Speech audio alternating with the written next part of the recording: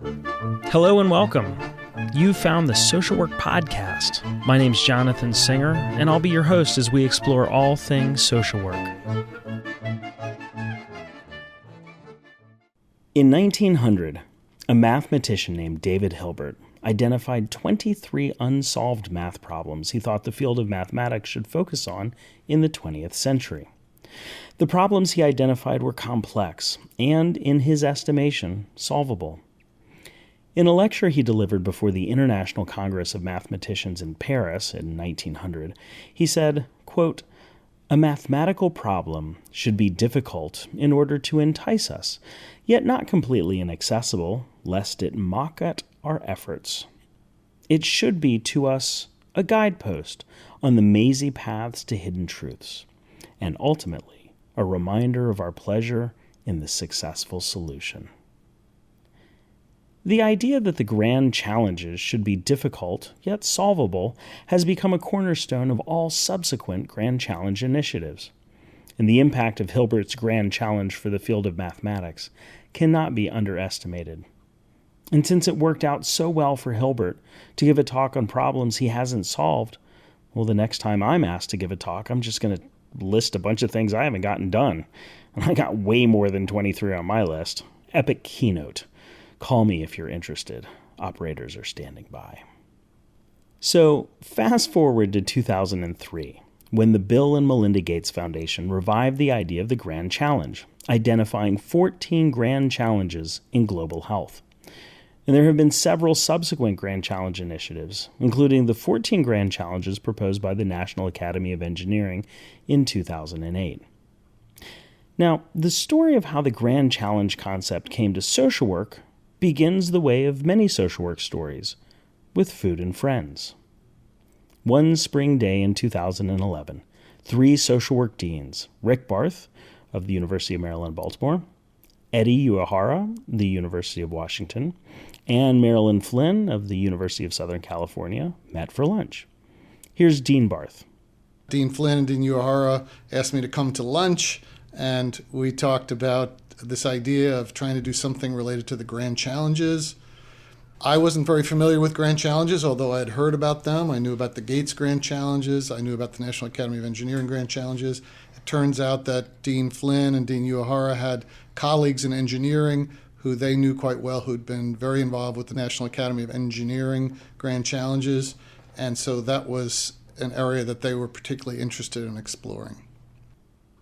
The next summer, in August 2012, and I'm quoting from one of the Grand Challenge papers, quote, "A small group of social work faculty, deans, and leaders of national social work organizations gathered together in the Islandwood Conference Center on Bainbridge Island, Washington, to grapple with social work's role in shaping 21st century society.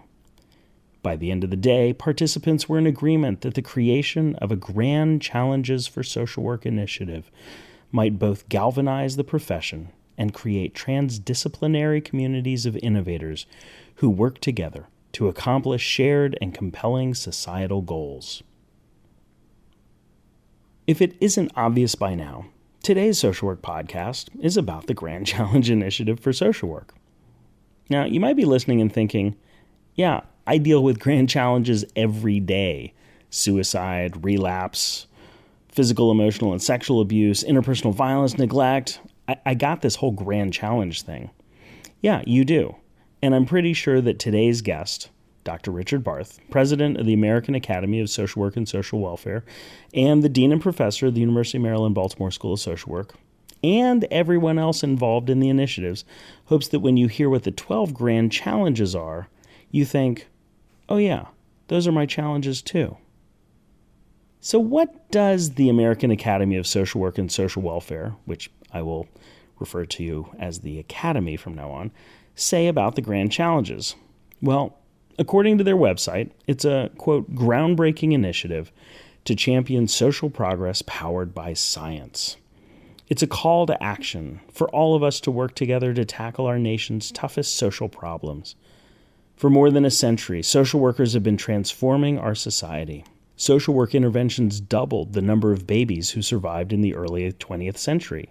helped millions out of poverty from the Great Depression to today, and assisted people with mental illness through deinstitutionalization, aftercare, treatment, and advocacy.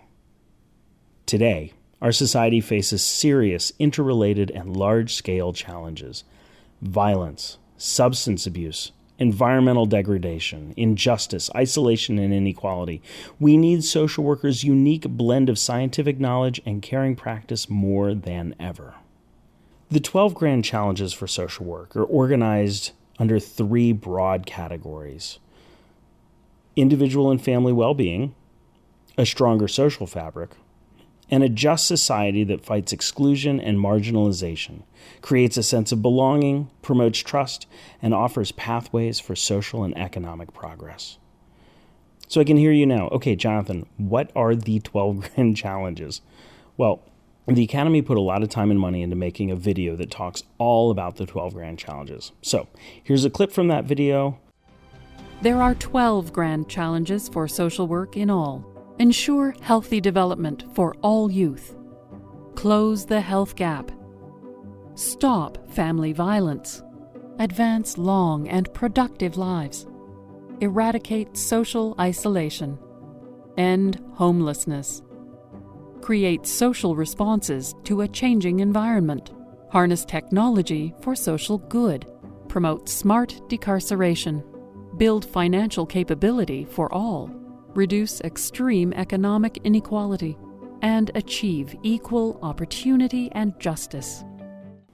So if you like that, there's a link to the video on the Social Work Podcast website, or you can go to the Academy website, or just search Grand Challenges for Social Work video. Now, I've thought a lot about the Grand Challenges initiative. Remember that one called Harness Technology for Social Good? Well, I was lucky enough to co-author one of the 2 papers for that grand challenge, along with Stephanie Berzin from Boston College and Chitat Chan from Hong Kong Polytechnic University. And because of my involvement with the Grand Challenge paper, I've had a lot of conversations with current and future scholars about the idea of grand challenges and the specific papers that have been written as part of the current initiatives. Here are my totally non-scientific poll results of what people think about the grand challenges. A couple folks have been really excited about this initiative, but most have been skeptical. And since we'll be hearing from one of the most vocal proponents of the Grand Challenge Initiative in today's episode, I wanted to mention some of the criticisms. First, lots of folks that I talked to have questioned how the topics were chosen. The most frequent critique is that they're biased towards the research agendas of the Academy Fellows, rather than a reflection of the scholarship of the profession as a whole. 2, the grand challenges don't really map onto most people's area of research or practice. For example, I specialize in working with suicidal youth. My research could fit under ensuring healthy development for all youth, closing the health gap, eradicating social isolation, harnessing technology, reducing extreme economic inequality. And so if I wanted to do what the Academy website says and, quote, join the grand challenges for social work, would I join all of them? 3rd, the grand challenges seem to be written for and by scholars. The grand challenges would probably have looked a lot different if they had been developed by practitioners or even educators. 4, what if the grand challenge isn't coming up with new solutions to problems, but rather to overcoming barriers to implementing existing problems? If we're spending time and energy trying to think of new solutions, won't we be missing out on addressing those existing barriers? 5, people are concerned that the 10-year time frame is arbitrary and more likely to fail than succeed. And so what happens if in 10 years nothing has changed? Or if it has and it doesn't really have anything to do with the Grand Challenge Initiative? According to a 2014 article in The Economist, after 10 years and $1 billion, none of the projects funded under the Gates Foundation Grand Challenges banner has yet made a significant contribution to saving lives and improving health in the developing world. Now, here's what some of the people like about the Grand Challenge Initiative. 1, it could be a unifying project for social work scholars, policymakers, educators, and practitioners, right? We could all get behind these 12 grand challenges. 2, it could be a way to bring scholars from other professions to the social work table. And Dr. Barth's going to talk a little bit more about this, but I have to say that I have been more intentional in seeking out and engaging with folks from other disciplines since I started working on the Technology Grand Challenge paper. It could help to focus a profession that's really known as a jack or Jacqueline of all trades. Because of my involvement on this tech paper, I've had more of an interest in identifying and documenting exactly what the role of technology is in social work and what social workers' role should be in developing and using technology. And I've had conversations with social work scholars, practitioners, and educators around the world about what the next steps are. And I know this wouldn't have happened without the Grand Challenge Initiative. And finally, it really could make it easier to market social work. I'm sure everybody listening to this podcast has had the experience where somebody says, wow, really, you're a social worker? Or really, that's what social workers do? I'll be the first to admit that the phrase harness technology for social good is a much better headline than, yeah, we do lots of stuff with technology and people's lives are better. I was very glad to have the opportunity to talk with Dr. Richard Barth about the Grand Challenge Initiative. And this is the point in the introduction where I usually give a brief bio of my guest, but Dr. Barth's accomplishments are so extensive that his short bio is an entire page long. So to learn more about his zillions of awards, publications, and achievements, please check out his bio on the Academy website or at the University of Maryland, Baltimore. Dr. Barth and I spoke at the January 2016 Society for Social Work and Research Conference in Washington, D.C. The conference theme was Grand Challenges. And I was at the conference to record interviews for the podcast and to present one of the 2 working papers for the Grand Challenge of Harness Technology for Social Good. And there were tons of events having to do with the Grand Challenges. And there were even a couple of times in the interview when Dr. Barth mentioned some upcoming conference events having to do with the Grand Challenges. And I was there, and I just want to let you know they did in fact happen. In today's interview, I asked Dr. Barth if there was a plan to bring practitioners, educators, and policymakers on board with the Grand Challenge initiatives. And he said they were already on board. I asked him to walk us through a Grand Challenge topic, and he picked the challenge of ensuring healthy development for all youth. I asked him if he hopes the Grand Challenge Initiative will make funding available to the profession, and he said that he hopes for more resources, not just funding. And I asked him if he thought doctoral students should hitch their wagons to the Grand Challenges. He was diplomatic, but basically said, yeah. Or at least that was my take. You can judge for yourself. And I asked him about the challenges coordinating between the major social work organizations, NASW, which represents practitioners, CSWE, which represents educators, and SWR, which represents researchers. And he said he's never seen organizations working together so closely as they have with the Grand Challenges. And I asked him if there were topics that people would be surprised to find out that weren't Grand Challenge topics. And he said there were several, and then he explained why. Now, as an author of one of the Grand Challenge papers, I know that we were asked to conceptualize what could be accomplished in the next 10 years. So I finished the interview asking Dr. Barth what he hoped he would be able to say at the 10-year anniversary event of the Grand Challenges. And now, without further ado, on to episode 103 of the Social Work Podcast, The Grand Challenges for Social Work, an interview with Dr. Richard P. Barth. Rick, thanks so much for being here on the Social Work Podcast, talking with us about the Grand Challenge Initiative. The Grand Challenge papers seem to be written to other scholars. Is there an idea for incorporating or integrating or bringing together educators, students, practitioners? So one of the key concepts of the Grand Challenges is that it will help us to communicate about what social work cares about. Social work cares about a lot of things, but there are too many to mention sometimes, and they can be overwhelming to people. So just a story about that. I presented the 12 grand challenges to my boss, Dr. Jay Perman, University of Maryland, who's a pediatrician, a gastroenterologist. And he works with social workers in his clinic, and he is an interprofessional education specialist.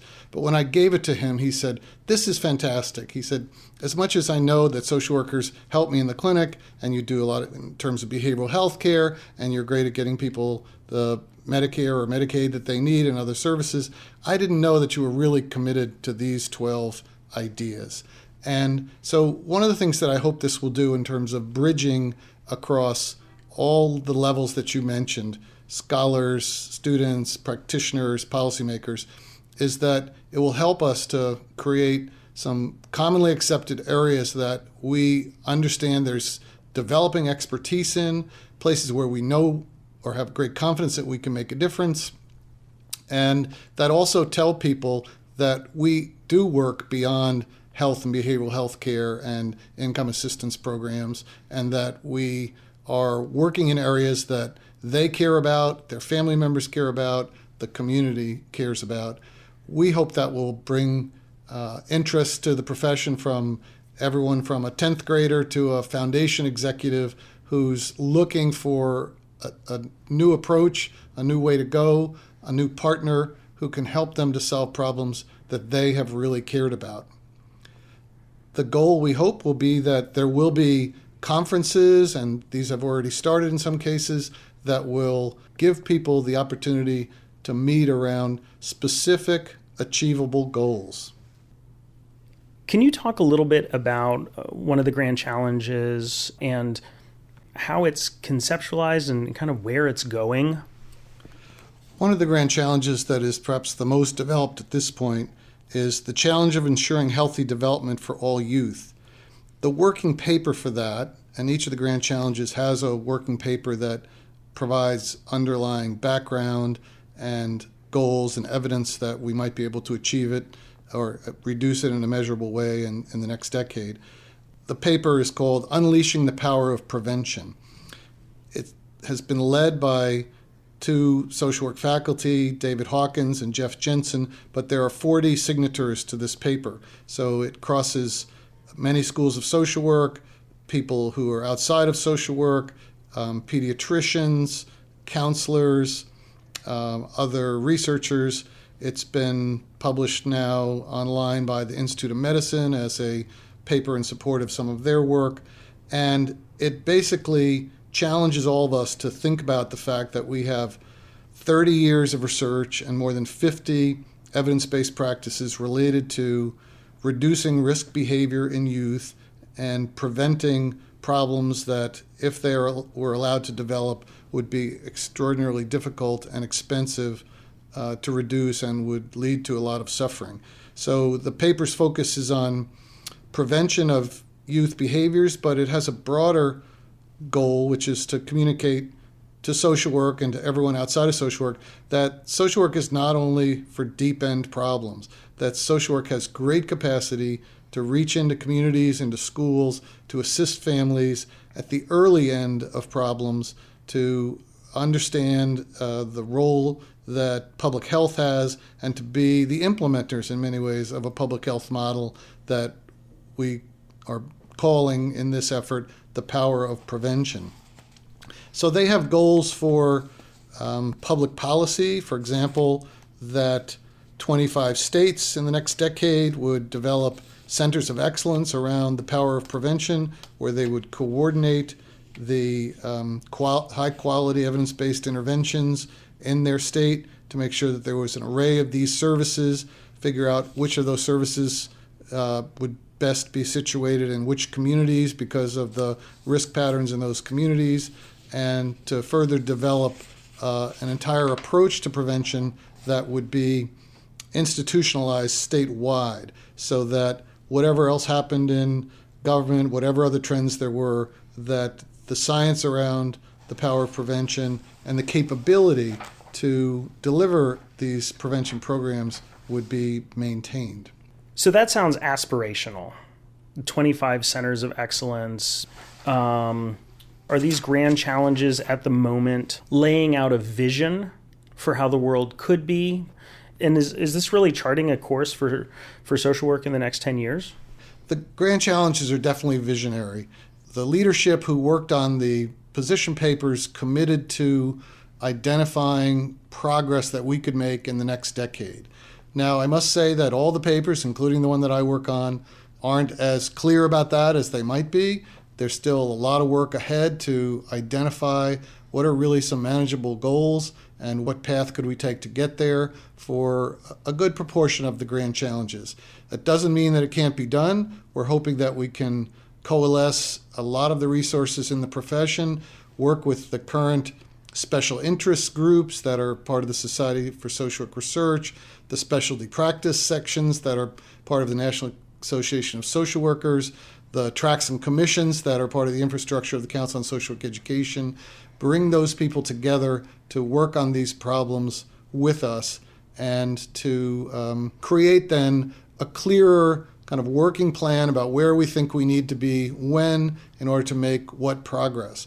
We think that having those kinds of plans will help us to bring the resources from foundations, government agencies, and others who can see where they would fit in this plan to increase social justice and reduce inequality. So a goal of all of this has to do with funding. Is there precedent that foundations or other funding agencies, maybe at the federal level, they look favorably upon grand challenge initiatives? So the grand challenges definitely have a goal of increasing resources for the profession. I wouldn't categorize it as narrowly as funding. I think it involves a range of partnerships. So some of your listeners might have seen some of the commercials that the National Academy of Engineering and some of the energy companies put together around becoming an engineer and why you would want to become an engineer. The idea came out of the grand challenges, but the resources came from elsewhere. We think that there are partners like that. Certainly the Gates Foundation has a history of funding their own grand challenges. There are other organizations that we hope will give us the opportunity to compete for prizes, or will sponsor pilot work, or perhaps will fund infrastructure for the grand challenges.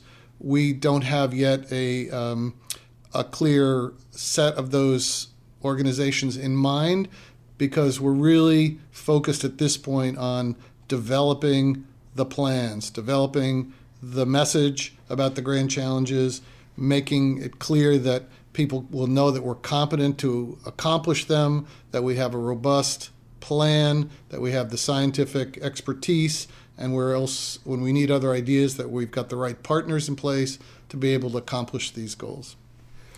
If you were to give advice to the next generation of doctoral students, knowing what you know about the grand challenges and this vision, what would be your advice for thinking about their scholarly career within this framework? So doctoral students have enormous curiosity and lots of energy, but like the rest of us, only 24 hours in the day.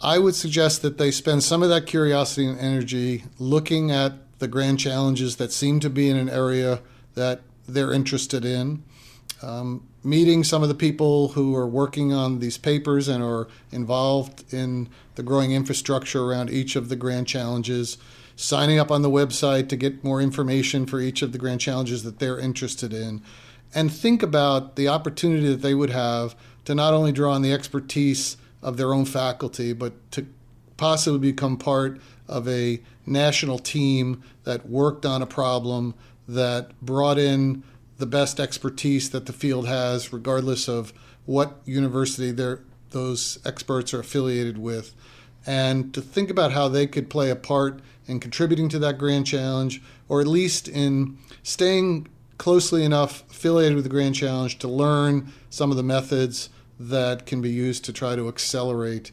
high-quality science and important service and policy interventions. But you wouldn't advise them to sort of narrowly focus their research interests based on the 12 grand challenges? Or would you? I mean, if there happens to be overlap, fine, but I guess sort of how important would this be for sort of emerging scholars to align what they're doing with these grand challenges? When we designed the grand challenges, we hoped that every grand challenge would have an attractiveness to everyone in our professional community. And so I would think that it would be informative to at least stay connected, stay aware of what's going on with some of the grand challenges. If there's a conference on a grand challenge that has an interest that's allied to yours, then think about going to that. So an example would be, we don't have a grand challenge on foster care, for example, but I know that many doctoral students are interested in child welfare services. But we have grand challenges on homelessness. We have grand challenges on preventing or promoting youth development. We have grand challenges on financial capability. Now, there are intersections between what foster care, kids in foster care need, especially when they're leaving foster care, and financial capability, homelessness, emotional regulation, a lot of the kinds of topics that are going to be talked about or addressed in each of these grand challenges. I would look to the grand challenges for an opportunity to find another thread to follow that might be interwoven with that topic that is you're most passionate about. Earlier, you mentioned coordinating with the different national organizations, so the NASW Specialty Practice Section, CSWE, of course, SWR. How much buy-in did these organizations have initially, and how does one go about collaborating between organizations that have historically had some difficulty playing well together in the sandbox? The grand challenges themselves have been talked about now for almost 4 years. I can't say that we got out to every NASW chapter meeting or presented frequently to all social work organizations, but we've now made presentations, asked for input at the Council on Social Work Education meetings for 3 years, the Society for Social Work Research meetings for 3 years, to a couple of NASW Pioneer meetings, and recently to the 60th anniversary celebrations held at NASW. We've talked with NASW leadership, with Angela McLean and CSWE President Darla Coffey. In fact, they will be in a video about the grand challenges that I would encourage all of you to look at on the website. So they're very excited about this as well. I would say that in my more than 35 years in the profession, I've never seen so many professional organizations working so closely together on any particular area. I hope that will be sustained, but it's very promising so far. So you mentioned that there's no grand challenge on foster care. You mentioned that some of the issues that are associated with foster care are kind of covered in other grand challenges. Are there other topics that people would be surprised to know are not a grand challenge? Yes, there are, and that comes up fairly often. Some of the grand challenges that are not there that you might expect to be would be, for example, eliminating severe poverty or reducing poverty in general or reducing child poverty. That is a topic that is, I think, close to many people's hearts, and they realize the impact of that on our society of such high poverty levels, where half the children who are in public school are in poverty in this country is dramatic. The question of how to address poverty is a difficult one, and we had a number of different papers that talked about how challenging it is, but didn't really find their way to identifying measurable outcomes that seem to be achievable from specific kinds of interventions. That doesn't mean it can't be done, but those papers and a lot of that work is now nested under a grand challenge called Equal Opportunity for All. Another issue that has been raised is there's none on equity for women. Anything that specifically addresses as a grand challenge women's rights. That is a topic that many people have worked on in this field for a very long time, and we're aware of that. But again, there wasn't a working paper that was developed that clearly indicated how we might proceed related to that, with the exception of a paper written about stigma. So the paper on stigma addressed stigma related to mental illness, sexual orientation, women's rights, and other issues. And so there is a strategy there. There are issues related to stigma that we know that we can address and have some promise for addressing. Not to say that reducing stigma addresses the entire issue or the full range of causes related to inequality and unfairness in treatment of women, or that the issues related to the African American educational pipeline, which is one of the position papers under Equal Opportunity for All, addresses all the issues related to historical racism. But we had to make some choices, and we made choices around some more specific kinds of places where social workers have a history of accomplishment and a promise of being able to intervene more effectively if we can bolster our science related to it, and we can increase the commitment and focus of the profession around these issues. So is there room for a 13th or a 14th grand challenge? I mean, if somebody hears this and says, oh, wait, one of the things that was lacking was more clarity of vision for how something can be achieved in the next 10 years, I'm on it. And they submit something? I mean, is there a possibility? Or is it really there are 12 and everything will now be subsumed under those 12? The Grand Challenge Executive Committee is pretty clear at this time that there will be 12 grand challenges, that additional working papers are certainly welcome, and they should identify which of the grand challenges they would be associated with, and then if they really could make a difference to the Grand Challenge Initiative, I'm sure that we would find a way to incorporate them into what is now still quite a wide open infrastructure. So imagine it's 2025 and you're invited to give a talk commemorating the 10-year anniversary of the Grand Challenge Initiative. What do you hope that you will be able to say about how the field has advanced in 10 years? I hope that for each of the 12 grand challenges, there would be very clear and measurable goals that have been identified, and that for most of them, if not all of them, there would be substantial progress in addressing those goals. It may be that we won't have the resources to measure all of that impact, which is an expensive enterprise, but I would hope that we would at least have the theories in place, the interventions in place, training programs that we're beginning to prepare people to do that innovative work, collaborations across disciplines, which is going to be critical to this effort, funders who were interested in what we were doing and had committed to some of the development of these grand challenges. And very importantly, I would hope that there would be enough work between the grand challenges to share the new innovations in research methods and intervention development and technology and surveying and sampling and measuring outcomes and social media to communicate these outcomes, so that the entire enterprise of social work would be lifted up in terms of what people expected of us, knowing that they could expect strong, well-evaluated, reasoned analyses and clear communication resulting from any investment they made in social work. So in addition to be able to look back and seeing this is what was achieved, it also sounds like not just that there's good for the greater society, but also that there's a benefit for social work, which is that people are able to see social work and see it as making valuable contributions to society, maybe in ways that they never imagined.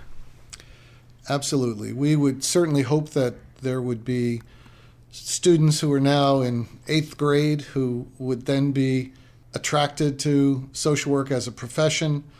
They would see that the opportunities are great here, that it's incredibly exciting and promising work to do, that they would choose this path over other possible paths, and that people who are thinking about changing careers would give very high regard to becoming part of the grand challenges of social work by joining the social work profession, that the effect would be a invigorated, well-resourced profession that was recruiting the best talent into the profession and creating interesting enough and rewarding enough work to maintain and retain great social workers over long periods of time who were enhancing the well-being of society. Rick, thank you so much for talking with us today on the Social Work Podcast about the Grand Challenge Initiative. It's my great privilege to have the chance to communicate about the Grand Challenges. I hope that this brings some of the excitement to your listeners that it's brought to my life. I'm Jonathan Singer, and thanks for being with me today for another episode of the Social Work Podcast. If you missed an episode or have suggestions for future episodes, please visit socialworkpodcast.com. If you'd like to support the podcast, please visit our online store at cafepress.com/SWPodcast. To all the social workers out there, keep up the good work. We'll see you next time at the Social Work Podcast.